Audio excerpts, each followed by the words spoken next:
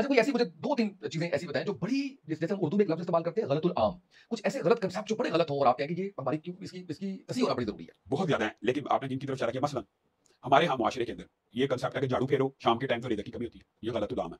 और आमतुन्नास में फिर सबसे बड़ी जो अजीब बात है, जो हमारी आप ये सुन के हैरान रहेंगे, मस्जिद घरानों के अंदर भी ये मौजूद है, बच्चे को खुशबू नहीं लगानी, बाहर निकलेगा जिन्न आ जाएगा।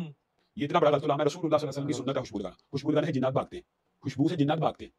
और हमारे मुआशरे में ये सब जाता है, बच्चे को खुशबू लगाओगे तो जिन्न आ जाएगा।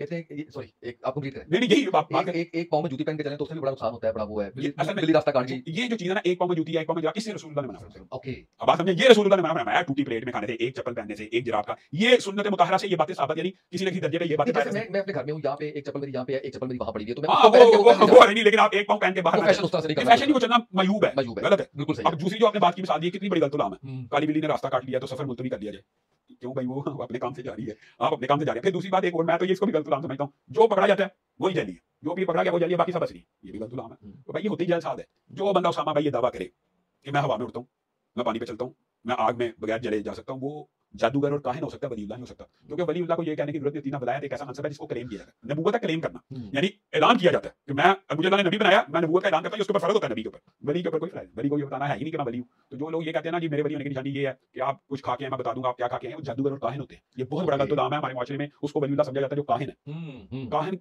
एक ऐसी चीज है जो मैं माशरे में अल्हम्दुलिल्लाह लोग मेरे जाते हैं, मैं काहिनों से मिला भी हूं, वैसे होते हैं कि आपको बता देते हैं आप घर में ये काम करके हैं। किस तरह बताते हैं? वो मादी है, आपका जिन उनके जिन से हम कलाम होकर उनको बता देता है कि ये घर में से ये खा के, ये तो कहानत है। और रसूलुल्लाह सल्लल्लाहु अलैहि वसल्लम ने फरमाया जो बंदा काहिन के पास जाए उसकी 40 दिन तक नमाज नहीं।